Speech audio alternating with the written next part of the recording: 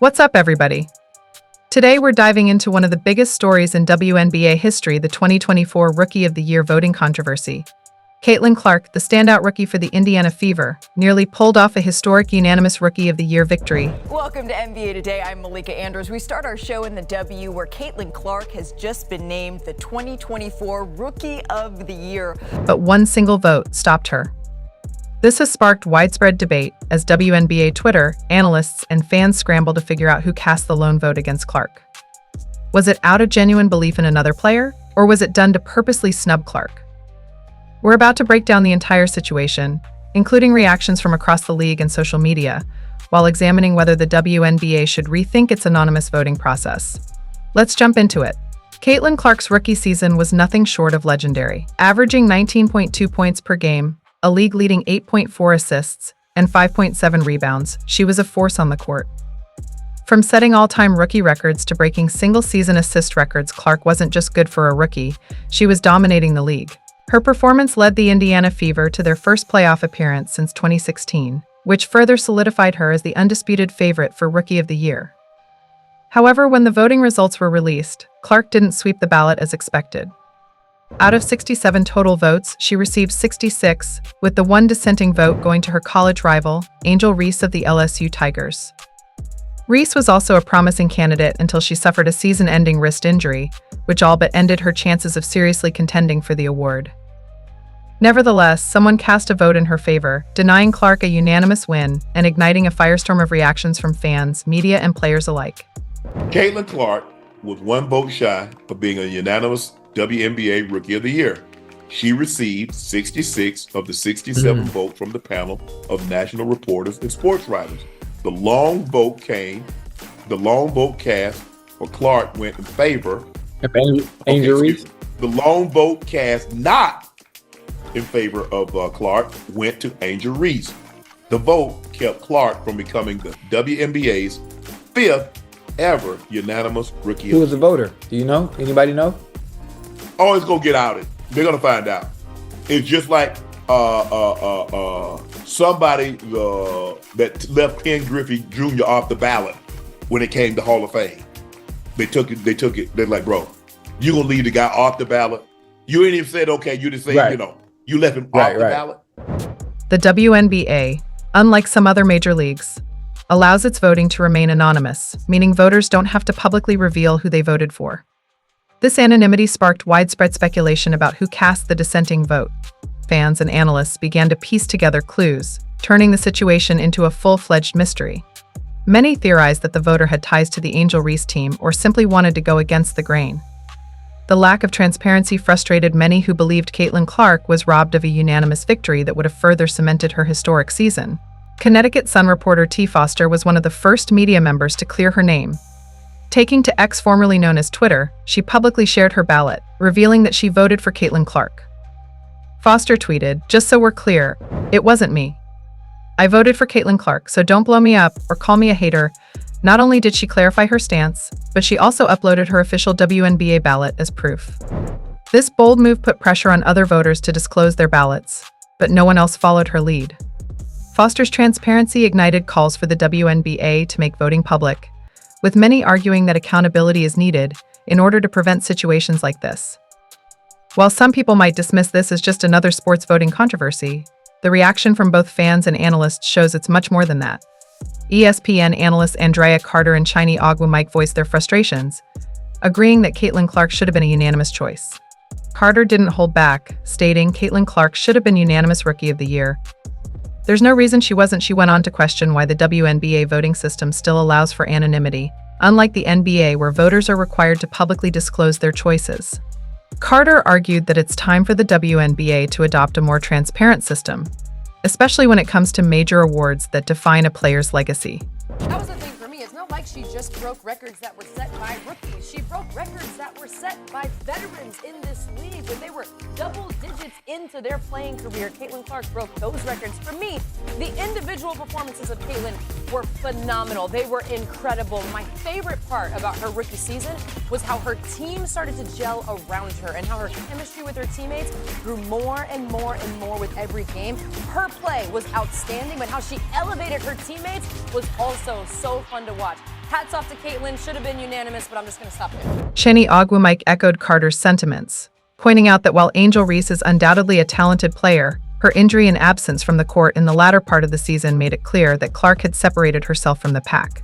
Ever since Angel Reese had that injury, and also coming off of the Olympic break, Caitlin Clark separated herself.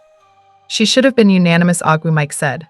No, I'm gonna pick it up. Please. Because she should have been a unanimous Rookie of the Year. And just for some historical context, a lot of time Rookie of the Year is typically unanimous or very close to it. Aaliyah Boston was unanimous. I believe Ryan Howard had about like 53 out of 56 votes. Michaela Nyowere, I think it was about 47 of 49. So it's typically close. But ever since, Angel Reese had that injury, to me, and also coming off of Olympic break, Caitlin Clark separated herself. Yeah. She should have been unanimous. Now to celebrate her, one thing that people forget is as a rookie, she was the most blitzed player in the WNBA, and she still put up 19, 5, and 8 assists, breaking, like you said, the assist record. To be able to do that as a rookie in the face of that much defensive pressure, should have been unanimous. This isn't just about stats, it's about the significance of a unanimous vote. Many of the league's biggest names, like A'ja Wilson, have been unanimous MVP or Rookie of the Year winners. For Clark, missing out on a unanimous vote isn't a career-defining loss, but it was a moment in sports history that was almost hers. And while some may argue that this one vote won't affect her long-term legacy, it still stings for her fans, who believe she deserved to be immortalized with that distinction. One of the more interesting elements of this situation is the way WNBA Twitter reacted. Fans didn't take this lightly, as many immediately went into detective mode, attempting to figure out who the mystery voter could be. Some believed it was a calculated move to elevate Angel Reese, while others speculated that the voter simply wanted to make a point or stand out. One fan tweeted, "Who would vote against Caitlin Clark after the season she just had? This is wild." While another joked, "This is like the Shaq and Iverson MVP vote all over again. We need to know who did this." For those unfamiliar, Shaquille O'Neal famously missed out on being a unanimous MVP in 2000 because one voter gave their first-place vote to Allen Iverson. To this day, Shaq still mentions how that one vote denied him a perfect MVP sweep. The comparison to Caitlin Clark's situation is clear. This lone vote feels like an unnecessary blemish on what should have been an undisputed honor. Beyond the fan reactions, some analysts have taken a more balanced approach. Dan Patrick, a veteran sports commentator, noted that while it's understandable why people are upset, voting is ultimately subjective. If somebody thinks Angel Reese was the Rookie of the Year, fine. Maybe it's a writer who covered her team in Chicago. But Caitlin Clark should have been unanimous. This shouldn't be up for debate, Patrick said. He acknowledged that while it's the voters' right to cast their ballot as they see fit, transparency would allow them to stand by their decision without creating such a media frenzy. The year, there was one vote for Angel Reese, everybody else for Caitlin Clark. This is what's happening, is the voters are now putting out on social media, "Hey, it wasn't me. Hey, it wasn't me. Hey, it wasn't me." I don't know if somebody comes out and says, "Hey, I voted for Angel Reese," which it is your, that's your prerogative. You can. I mean, I've voted and had people criticize my votes, but I had no problem telling people. I mean, I was proud to be a voter in the NBA. And if you want to be critical of me, that's okay. I have, my defense there. Somebody thinks Angel Reese was the Rookie of the Year. Fine. Maybe it's a writer who covered her team in Chicago. Okay. It's not the end of the world. Like, I don't know if Caitlin Clark's going to go, "Can you believe I didn't go unanimous?" Now, I thought we would have unanimous MVP and unanimous Rookie of the Year. You got that with A'ja Wilson, but Caitlin Clark all but one, and I don't think it's going to ruin her summer. I don't. But it feels like all these voters are like, "Wasn't me. Wasn't me. Wasn't me." Yes, Paul. As the situation continues to unfold, the question of whether the WNBA should change its voting system is at the forefront of many discussions. Currently, the league allows for anonymous voting, which means voters don't have to explain or justify their choices.